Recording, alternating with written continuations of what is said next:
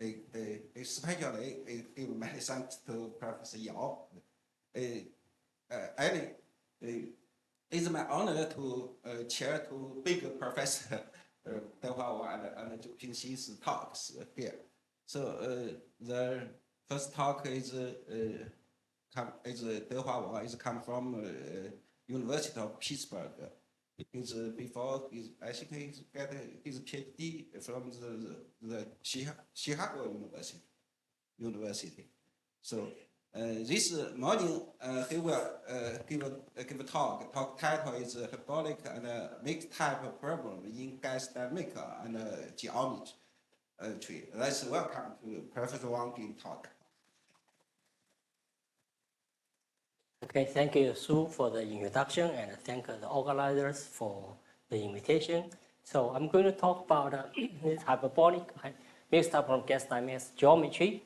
And so you'll see that I'm going to kind of take some advantage of this talk to talk about some kind of related hyperbolic and mixed type problem in those areas, okay? And so first, I'm going to give you a quick review of oil equations, gas dynamics, and then talk about some transonic flows past the obstacles in nozzles. And then I will show you how to formulate the isometric embedding problem as a transonic flow problem. But then I also talk about the hyperbolic part of this isometric embedding problem. So gas dynamics, of course, we know it is an important branch of fluid dynamics, and you know, it considers motion of gases and effects on physical systems. So let's go to the equation first directly. So this compressible oil equations, we know that this system describes the conservation of mass, momentum, and energy, right? And here the energy and also pressure satisfy this type of equation of states. Okay, and in a special case, either what sometimes we call isentropic or barotropic case. Here you have this equation where the equation of the energy is replaced by this special pressure called gamma law, right? And for this problem of this compressible oil equations, first thing, you can look at the Cauchy problem. If you start the smooth initial data, then you have a local existence of smooth solutions, right? So only local existence. And this, I mean, you can see this in many papers, even starting Friedrich. Okay? And then the reason you only have local existence because actually the singularity will form in a finite time. Okay, so the formation of singularity has been studied in many papers, starting from like a one-dimensional case of Peter Lax, and then another notable paper is Tom Series. He studied the formation of singularity for the compressible oil equations. And recently, actually, people try to study what are the singularities, especially, for example, when, how can you justify that the shock will form in a finite time. Of course, we know in physics, we know the shock wave will form in finite time in general. So the solution should be a weaker solution in the sense of distribution. And for the one-dimensional case, there are basically two framework, okay? So one is called the BV solution with a small BV. Well, this has been studied for many years, even started from Grimm in 1965, and then later wavefront tracking, management viscosity by those people here, okay? And continue, there are many, recently, like Ernest Masoud, they also started some work on this. And another framework is the air infinity solution. Air infinity solution here can be obtained by taking the limit from the management viscosity, finite difference, and this one. So the important convergence method is called the compensated compactness method because you only have air infinity. Okay, I will going to mention this a little bit when we talk about the compensation competitiveness, there also this can be started from deep learner and so on. Okay. And for more results in the one-dimensional case of hyperbolic conservation laws, you can find them in Daforma's book. Okay, he's keep updating this, so he's maybe another version is coming soon, right?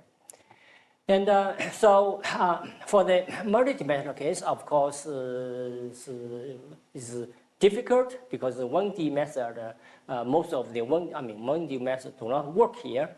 On the other hand, there's lots of progress on different kind of special problems or special structures and so on, right?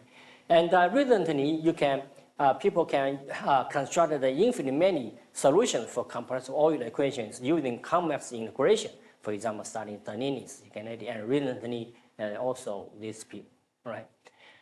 So the difficulty actually, at least you can see it from this structure of the 2D Riemann solution.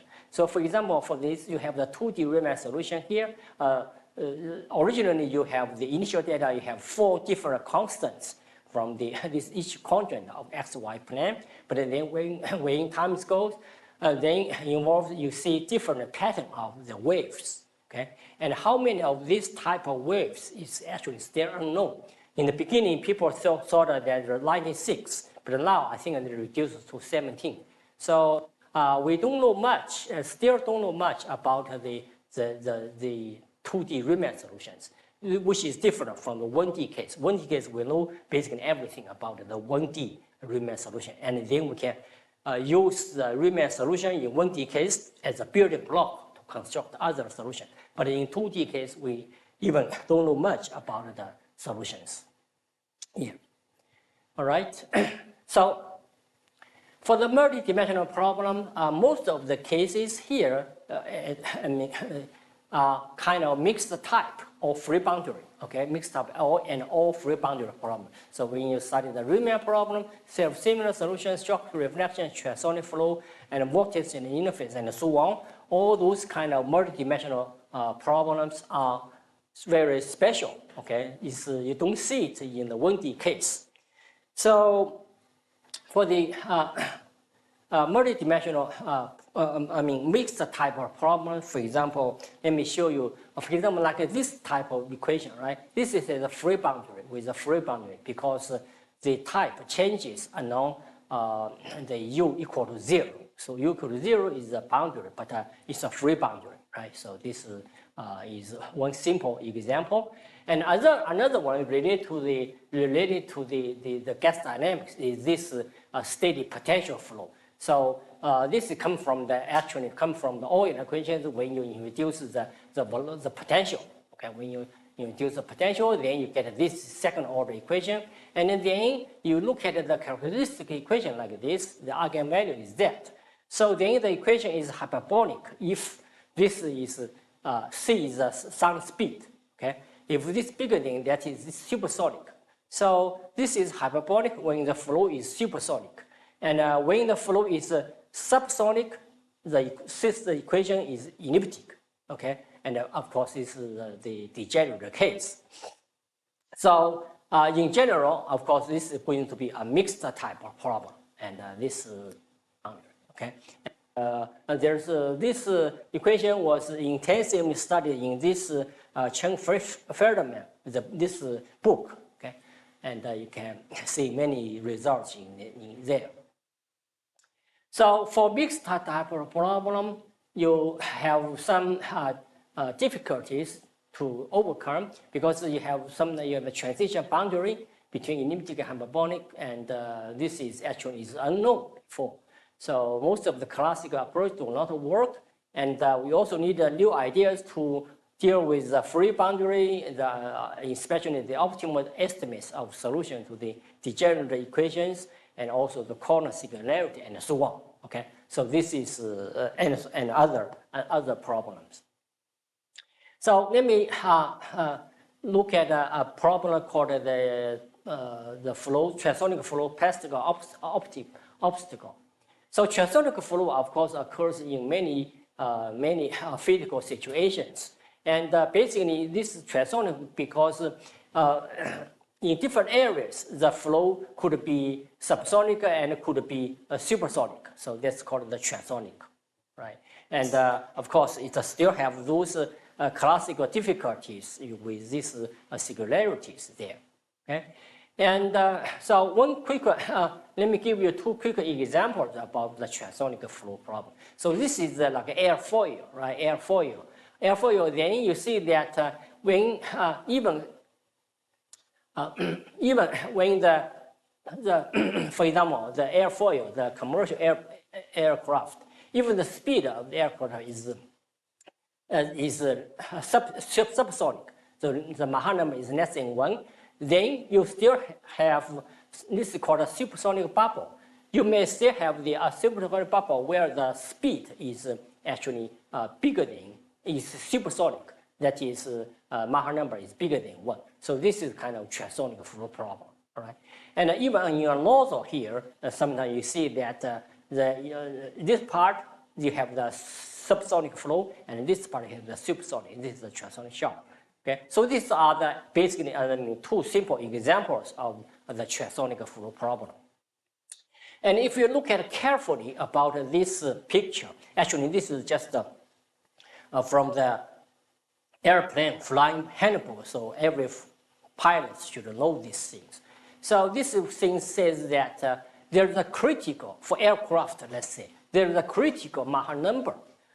If the speed of the aircraft is below this critical number, then everything is smooth, which means all the flow around the area is subsonic, okay? And above this flow, about this critical number, then you'll start to see some supersonic region. We call it supersonic bubble here, right? So therefore, outside is still subsonic, and then you have a transonic. Okay, even then go higher, then you have see more supersonic regions. So to model this kind of flow, you can use the steady and irrotational flow. So this is the last three equations are the steady oriented equations. The first one is the irrotational condition in the 2D case, all right? And then ballooning law is here. So with this equation, in fact, you only have two unknown variables. So for example, you can choose UV as unknown variable, and rho is given by this relation here. So we can choose the first two equations as unknown equations, as the working equations. And then you may wonder what to do about these two equations. These two equations actually can be derived from the first two plus the ballooning law. So therefore, in conservation law, usually we can consider them as entropy equations, right? So the ballooning law can be written in another way like this. Then you can easily identify when the flow is subsonic and when the flow is supersonic. So here you have QCR, which is given by this, okay? And according to the ballooning law, the speed Q has to be less than this QCAV, which is given by that, because inside has to be a non-negative. So when the speed Q is equal to this QCAV, then you have the vacuum. So you have rho equal to 0. You have the cavity, okay? There's a vacuum here. So in this case, actually, there was a beautiful theorem by Bears and Schiffman in 50s. And it actually explains the picture mathematically, okay? So this theorem just says that there's a critical speed, Q hat, which is less than QCR, which means is subsonic. And then it says the problem has a unique subsonic solution if the speed of the aircraft is less than this critical speed, Q hat. And also, if the speed of the aircraft increases to the Q hat, then you can find the maximum speed actually becomes a sonic speed. Okay, so this is actually a mathematical theorem explain that picture over there. And then later, of course, there's many other extensions of this, including, of course, Professor Xin. And we have the transonic flow problem. And of course, Bears in the book also mentioned this problem, and Courant Friedrich also mentioned this problem. Of course, we know it is difficult. Even now, it's still difficult. Okay, and in literature, actually, Morovitz had 3 papers dealing with this problem. So her idea was that you can add some viscous approximation of the right side, right? And if the approximation satisfies certain framework needed by the compensating compactness, then you can take the limit. Okay, you can take the limit. But now, I mean, so what kind of viscous approximation you can add it here? You can add it there. Then the solution satisfies the estimates. So we tried it.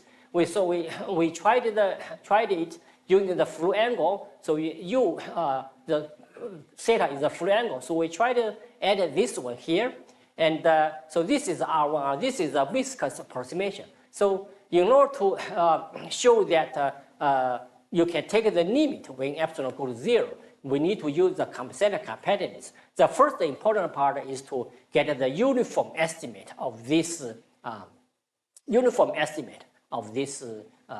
solution, viscous solution. And then you also need some extra estimates in order to pass the limit. So I'm going to show you in a moment. So with this approximation, first thing we need to find the uniform estimate of this solution. And here is you could be you can have a bump. I mean the obstacle could be a bump, could be something airfoil and so on. But the boundary condition is like that, right? So in order to find the uniform estimate, we try to first find out the Riemann invariance. So you calculate it in Q theta, you write it this way, and then you can find the Riemann invariance. And the Riemann invariance satisfy this system equations. And remember that you have R1, R2, which involves the second derivative. And then you can try to work on this system, these 2 equations, using maximum principle, all right? And try to find a so-called the invariant region. The invariant region means that you have, if your initial and boundary data stays in this region, then all the solution will be here all the time, all right? So this is the current invariant region we constructed.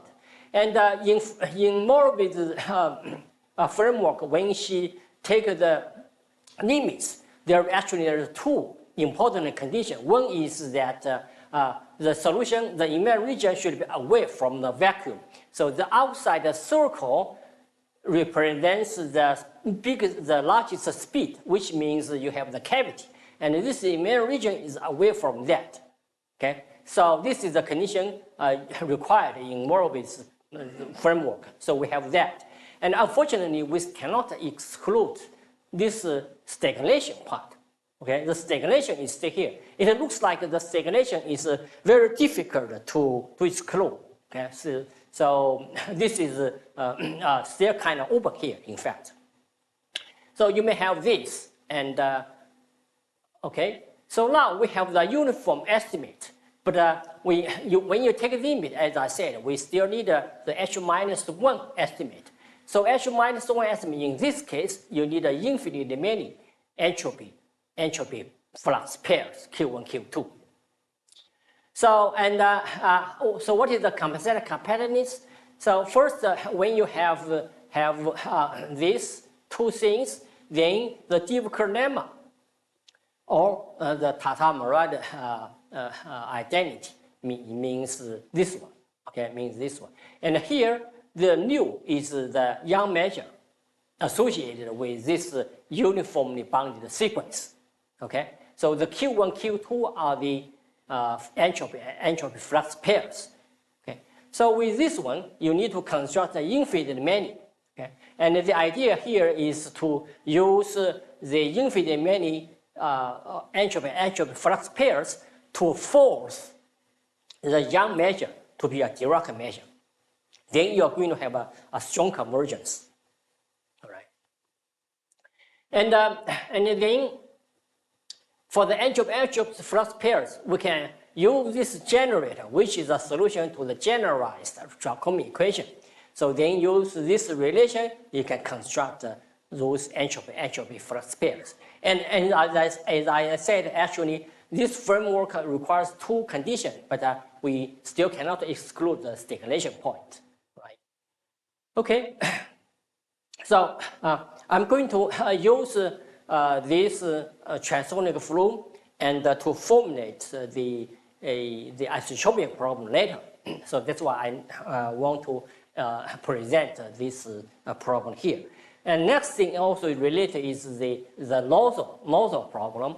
So flow, compressive flow in nozzle actually has been studied in many papers. Okay, so for example here, of course, Professor Xin also studied a lot. Transonic shocks also has been studied in these papers, and contact continuity is relatively new. Okay, in this case. So I'm going to look at the contact discontinuity problem, the transonic contact discontinuity in the 2D case. So here is the 2D, right? 2D oiler system, and we are looking at the finite nozzle, and here are the equation of states. And then you also have the Bernoulli function and of the entropy satisfy these equations. And the problem here, what is the stability problem? The stability problem is this. So you have a nozzle, a flat nozzle, and also you have a flat contact discontinuity.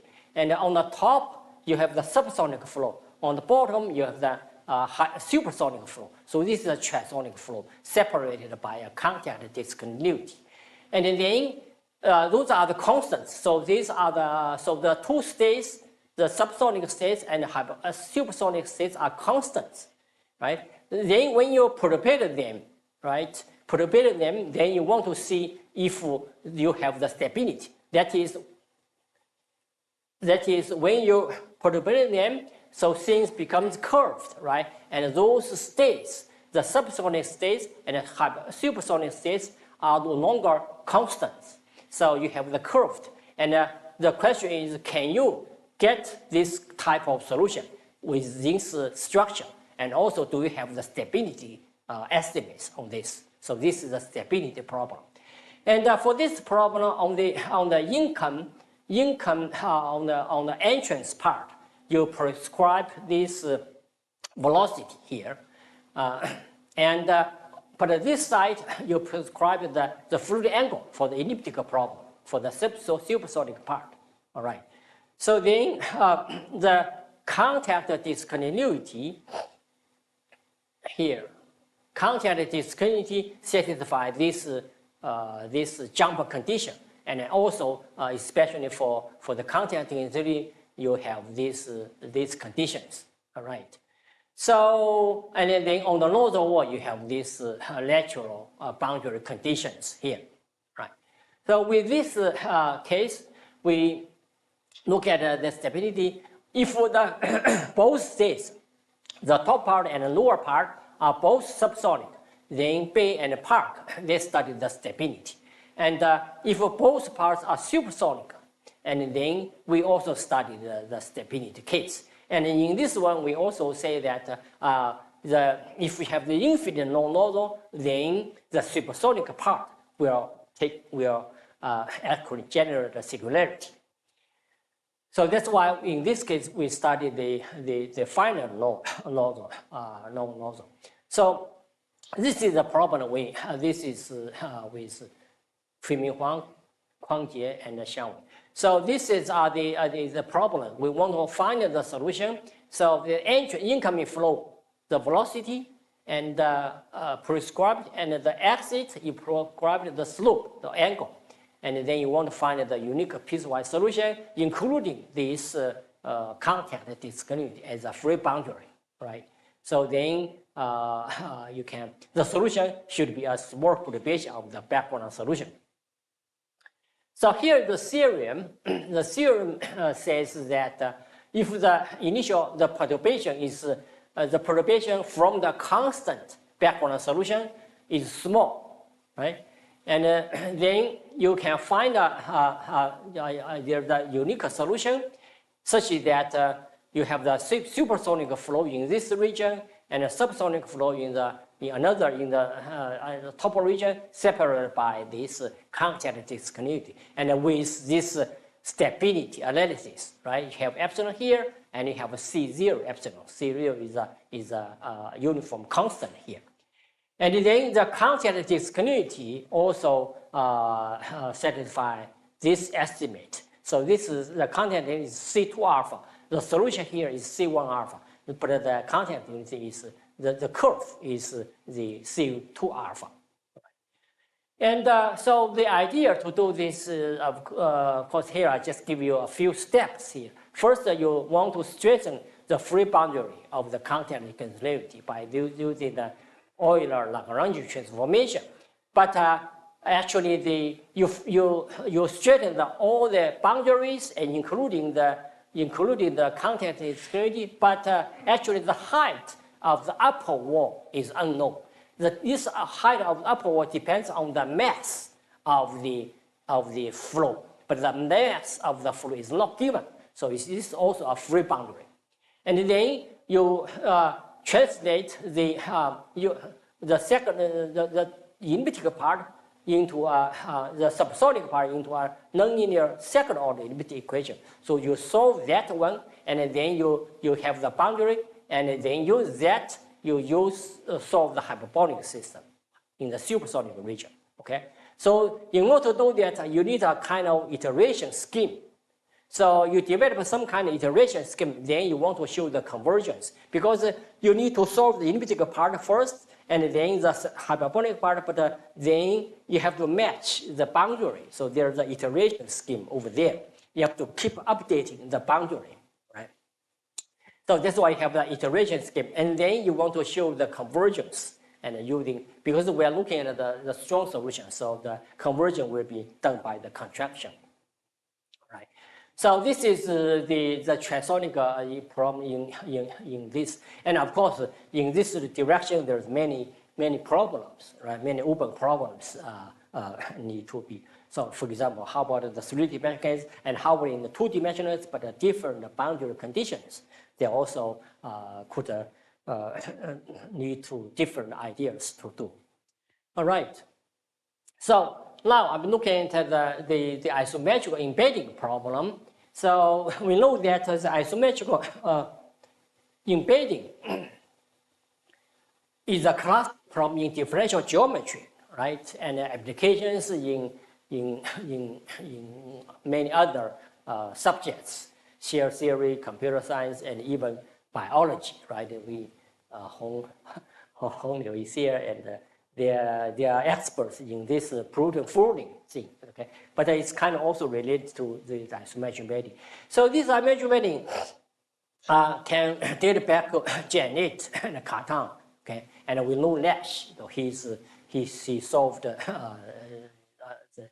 got the first result, and continuously there were also people looking at this even now.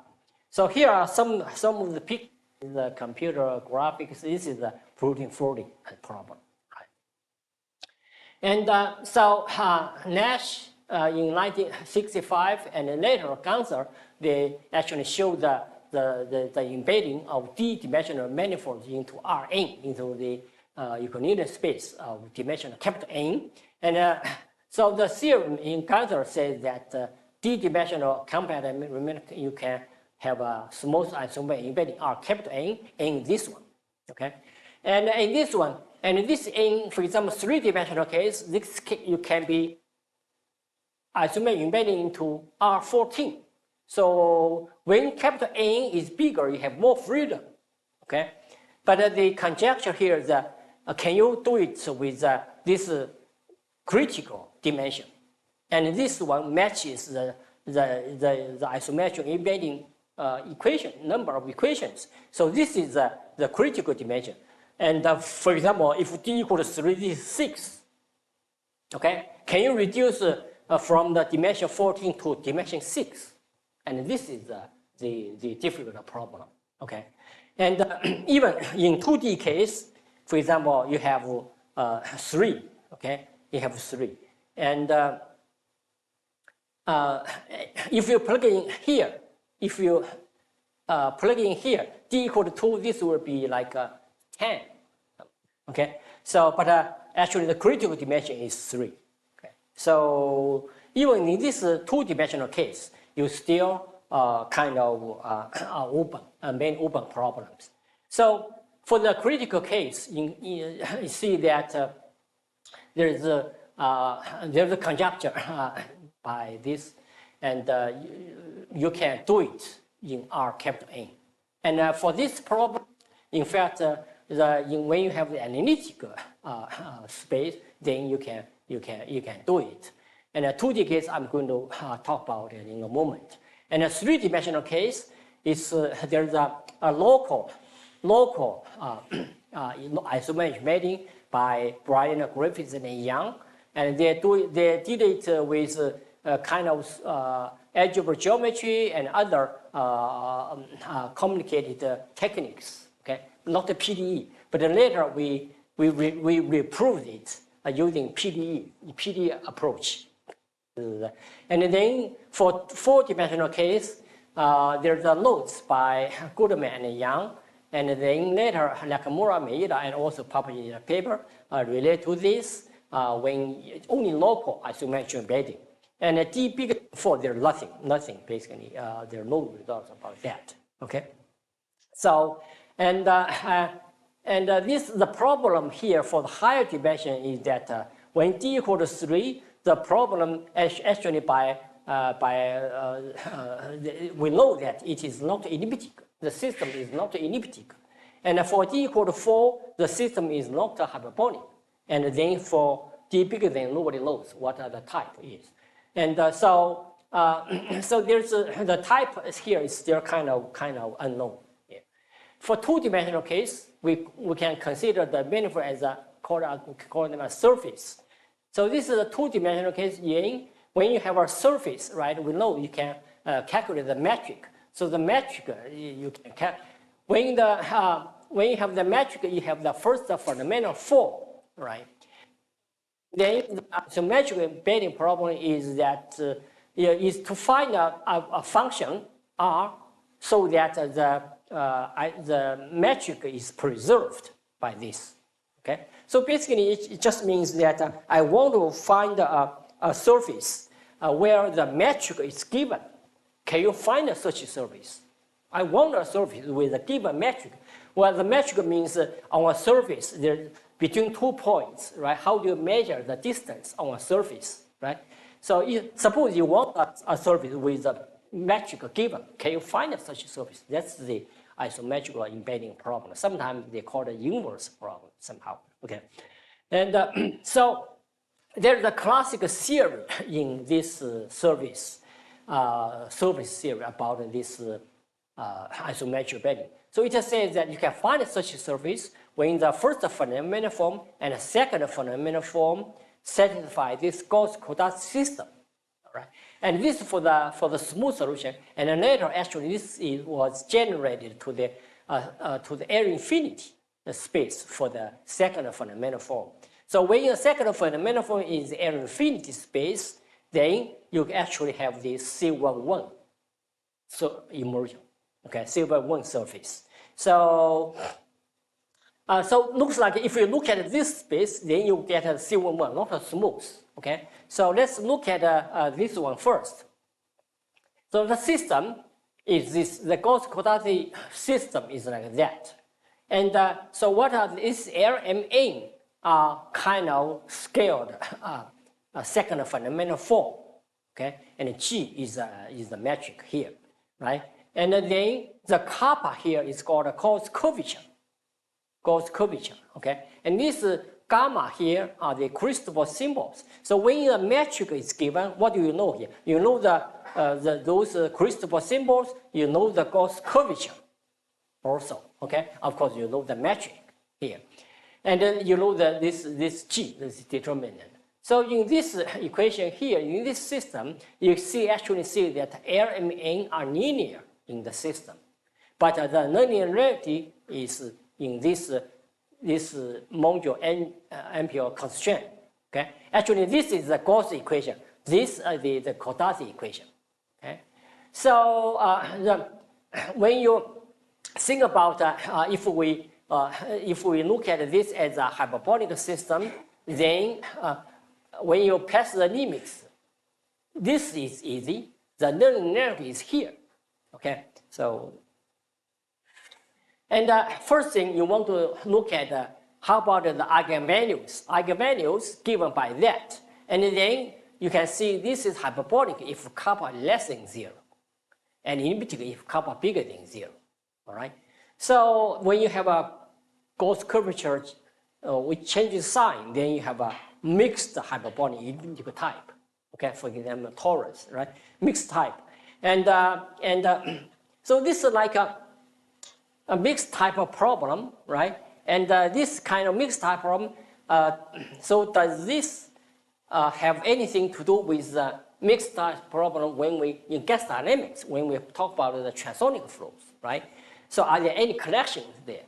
Okay, so that's it turns out that there's you can formulate them this isometric problem using the fluid dynamics variables. So here you introduce the fluid dynamics variables for the second fundamental form, and you plug in. It looks like that. Okay, but then you have to choose the pressure correctly. So we choose the pressure, which is actually kind of physical pressure. Is a Chapman type of gas. Then the Bernoulli relation becomes this one. Okay. So then from here you can see that when kappa is bigger than 0, kappa bigger than 0 means q is less than the sound speed c. So which means the flow is subsonic. And remember, when kappa bigger than 0, the equation is elliptic, right? And when kappa is less than 0, which means q is bigger than c. So it is supersonic. The flow is supersonic. But we also know kappa less than 0, you have the hyperbolic problem. So it looks under this choice, under this formulation, looks like the geometry and gas dynamics the match pretty well. Okay, so then you can just solve this problem if you want to solve the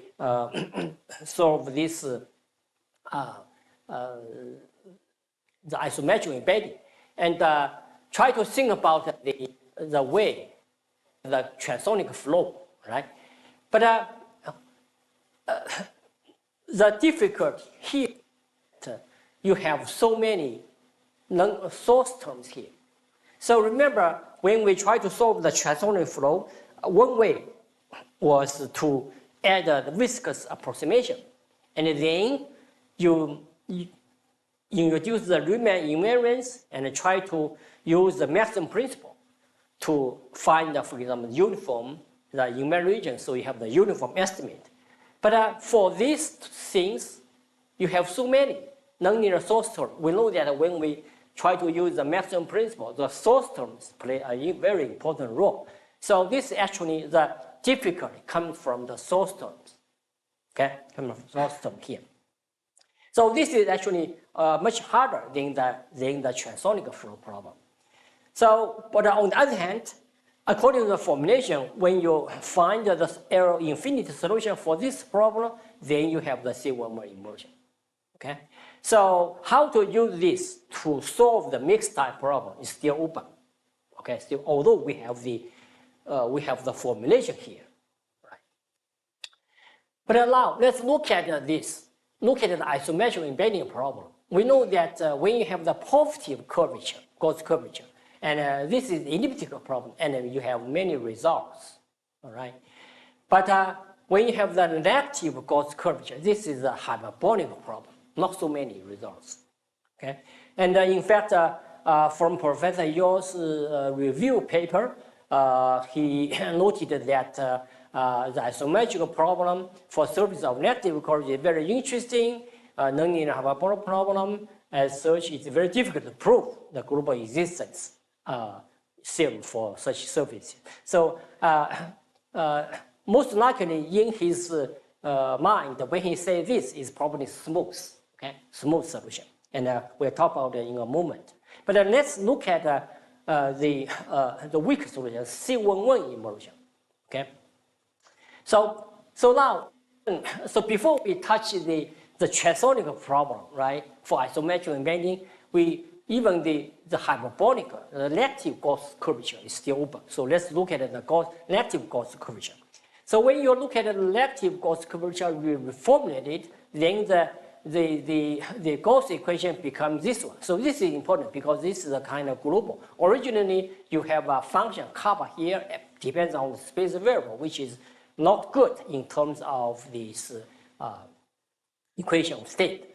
So after this, we look at the fluid dynamic approximation.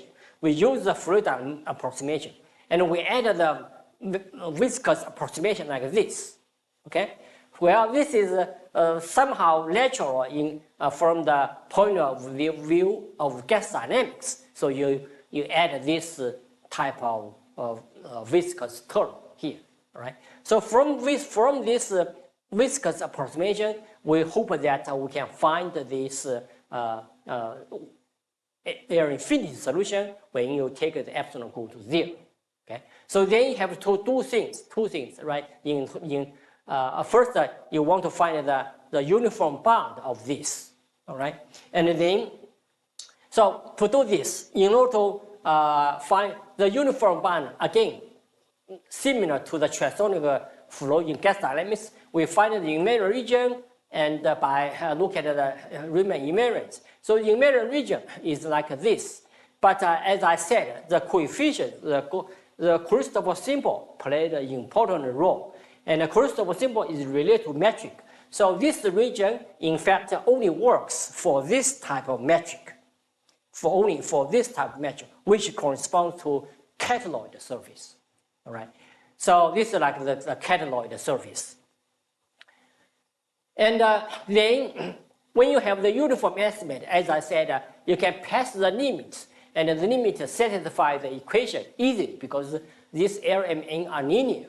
But the nonlinearity here can be easily resolved using the weak continuity of 2x2 determinant.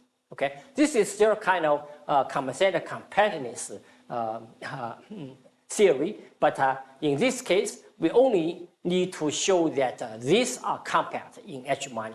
You don't need infinitely many entropy and entropy flux pairs.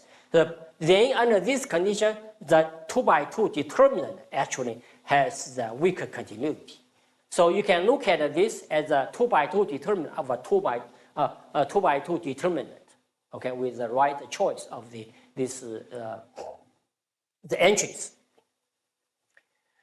All right, so, and then you tried a different approach because the previous approach only gave you the catalloid.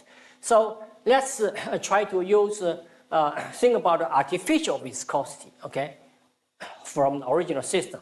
And when you do this, you see that actually it's very difficult to get the uniform estimate from this one, okay? And then we introduce new variable. So the new variable, then under this new variable, we have this new equations there. And the good thing is that all this mixed term with epsilon, they're all dilutive of that.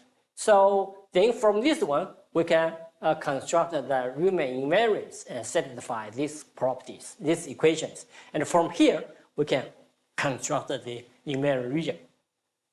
So our region actually can work for the catalloid type and also anechoic type. So the anechoic type was excluded in the previous, but now we can include them, cover it. And so this is somehow some type of invariant region, okay? And this is like a anechoic type of surface. In fact, the anechoic type of surface is also kind of important in biology. So there's a survey kind of paper when it says differential geometry meets the cell, which emphasizes that the anechoic surface is very important in this biology, especially the biological form of this membrane physics. Okay. And we still, well, we try to continue, look at a different approach. And we write the Gauss-Quadratic equation as a balance law, system balance law, and we use the Friedrich method based on the Riemann invariance. Okay, use the Riemann invariance as a building block to construct an approximate solution. Then we take the limit. And what this can give us, okay? And this give us is that, so for take the Gauss curvature like this, and then if this one is C1 and not decreasing in Y, then this is, we can find the uniform estimate of the solution. So actually, if you look at a few steps more here, so if you look at this one here, then in fact, the left side looks like a 1D Euler equation, right? With the pressure, which is 1 over rho, negative 1 over rho. This is the Chapman type of gas. So it means what we originally proposed for the formulation was actually reasonable. Here you can see it is the case. It is the Chapman type of gas. So for this problem, this is kind of a standard way for the balance law. So you have the, you look at the approximated this Riemann invariance, and you try to look at it, and then you want to find a uniform estimate and a convergence, and then take the limit using the standard compactness, so you can find the consistency. Okay, so far we have this infinite solution of the Gauss-Quadratic equation, which means you have the C11 isometric immersion. And how about the smooth one? So this is, and of course, recently, Ni also constructed the Wixler for another type of surface. So let's see, I'm going to show you quickly the things about the smooth isometric immersion. For the smooth isometric inversion, especially for this 2D case, in fact, Hyperbolic says that you have no such surface if the Gauss curvature is -1. Or you don't have it if the Gauss curvature is less than some constant. Or you don't have it if the Gauss curvature satisfies this condition, especially the Gauss curvature is like a 1 over rho square at infinity. Okay, so basically, up to this point, they all says no existence. There's no, they find the condition for no existence of isometrical, smooth isometrical immersion. So again, Professor Yeo proposed in 82 proposed a problem to find a sufficient condition for a complete negative curved surface to be isometric immersed in R3. So he proposed this problem, and for quite a while, nobody actually solved this problem. The first breakthrough was done by Jiaxin Hong in Fudan University. So what he did is that, so consider the two-dimensional surface, right? And the Gauss curvature. So satisfy this condition. So the Gauss curvature satisfies this condition. This says this one is less than 0, which means the thing should be strictly increasing. It's decreasing. Here gamma is some positive number, all right? And also there are some other things are bounded, right? So then you have the smooth immersion. So the condition 1 is essential. The condition 1 says that basically the kappa should decay like a -2 minus gamma. We know that Efremov says that if you have a rule to the -2, you don't have the smooth isometric immersion. But if a little bit faster, algebraically faster, then you have this smooth isometric immersion, all right? And in fact, in this sense, is almost optimal, right? Almost optimal, at least in the algebraic sense. So the condition, of course, requires that decreasing, has to be decreasing, and in all geodesic rays. And also, because of decreasing requirement, you cannot have the oscillating factors. Okay. So we look at this, try to see if we can relax the decay rate and also allow oscillating factor. Okay, so here is our theorem. Let me. Wen Tao, Cao. This is Qing Han. So this is our results. So our results say that we just take the integral of the Gauss curvature. So we only needed the Gauss curvature to be integrable. Okay, integrable, and which means actually the total Gauss curvature is finite. So that's our essential condition, and we also require that this thing we can decompose this thing into the decay part and also the oscillation part. So we allow the oscillation part. So this is like the decay part. This is like the oscillation part, and here this actually part is monotone. Could be increasing, could be decreasing. Okay, and for the oscillation part, we need some kind of PV condition. That is, oscillation should have bounded variation.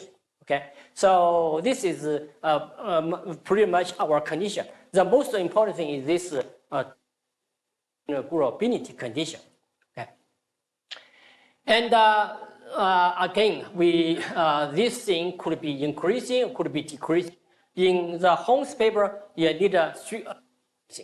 And of course, besides the algebraic decay, right? And for this type of thing, which cannot be covered by Holmes theorem, but we can cover it. We can cover it when you have the log and so on, right? This thing is slower than the algebraic decay part, but still we can cover this.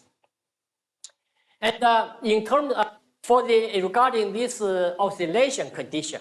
So oscillation condition actually, under our condition, when you plug it in here, in fact, which means this term is not, may change sign. So that is, our condition is not covered by the Holmes condition because this thing can change sign. It's not decreasing, okay? Not decreasing. And another thing, actually, most important thing here is this one, is that for the oscillation part, there's a paper dealing with a linear wave equation, but with the speed part is a function. It says that if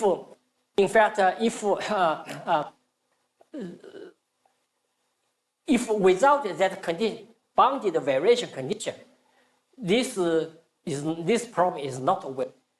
In fact, near infinity, even for small initial data. Okay. So it's like our condition for the bounded PV condition for the oscillation part, it seems is necessary. Okay, seems necessary. And then we solve the what approach? We are going to formulate this problem into a symmetric hyperbolic system and prove the non-existent solution. Okay, and if the solution, if the initial data is small, then the solution will remain small. So the main idea of the approach, let me show you. Under this geometric formulation in the geodesic coordinates, the metric is like that. The Riemann invariance is this. So the equation is like that. And in the equation, actually, it's very complicated here. You have this like a cubical terms here, right? And we look at a special case. So if you look at this one, you actually you don't know how to solve this thing.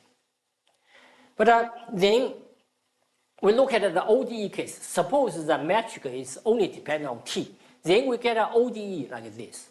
So for ODE, and you still have the cubical term, but we can write the solution explicitly. And from the explicit formulation, see that actually W, the two Riemann invariants, W and Z, you see that W plus Z, W minus Z actually have different decay rates. Plus Z has decays faster than W minus Z. And this is crucial for us. Okay, so we're going to use this crucial observation, okay, to for the later proof. So in this geodesic coordinates, we write the equation like that. Again, we formulate this Riemann invariance, and then this is the equation. The equation again, it's hard to prove. So we need to introduce new variables like this. All right. So here alpha, beta depends on situation. You need to change alpha, beta.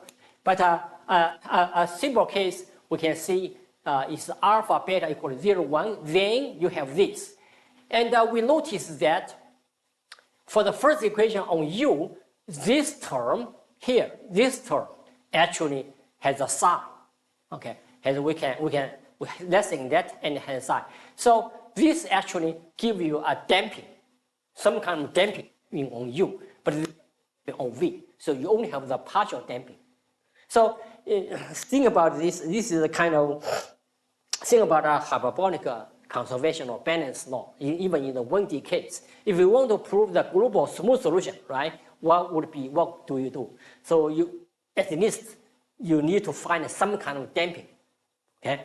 So so this is difficult. We find the damping here, and the damping, and then we can continue to work on this. And here, especially, we want to use the decay rate of U, because U decays faster, and then we can get the uniform estimate for V. Okay, so that's the part. And so a couple of remarks. In Hong's paper, he used the comparison principle. But here we cannot use it. Comparison principle heavily depends on a construction of a barrier function. But here it's difficult to do. We cannot do that. So and with the oscillating factor, and also especially the barrier function is difficult because of the oscillating factor. And so we use somehow the energy method to find the solution, right? And so the way is to symmetric hyperbolic system. We need to formulate a symmetric hyperbolic system and use the partial damping. Okay, that's the especially the partial damping has to be used to control these non-integral coefficients here in the system. All right. Okay. Thank you.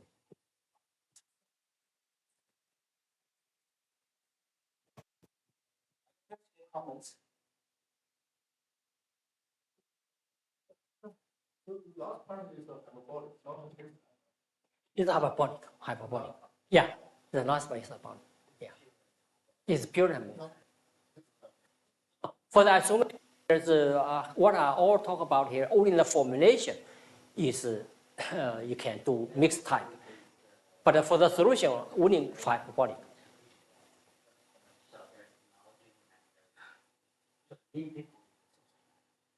Exactly. Yeah. So that's not, but that's the project. Is deal with the source. Yeah.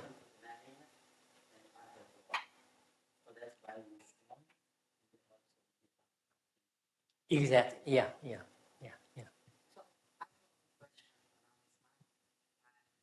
So your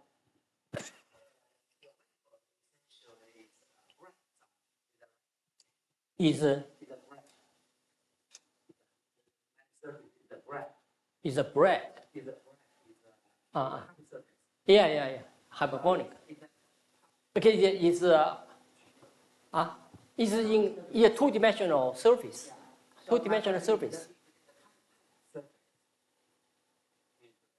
A compact. Yeah, and then there is boundary. See, no, it's not here. Yeah, there will be boundaries. So things. Yeah. Other question or comments? discussing some using this class propagation. Yeah. So you still have a problem. Exactly. Yeah. So you still have as environment, but it's still has a limited. Still, exactly. So we still have assumptions there. We still have assumptions there. So that problem is still open. Still open. But we only made some progress, but it's still open.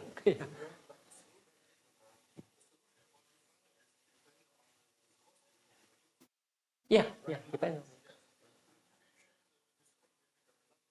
Exactly. If you choose a different viscous approximation, you make it. Yeah.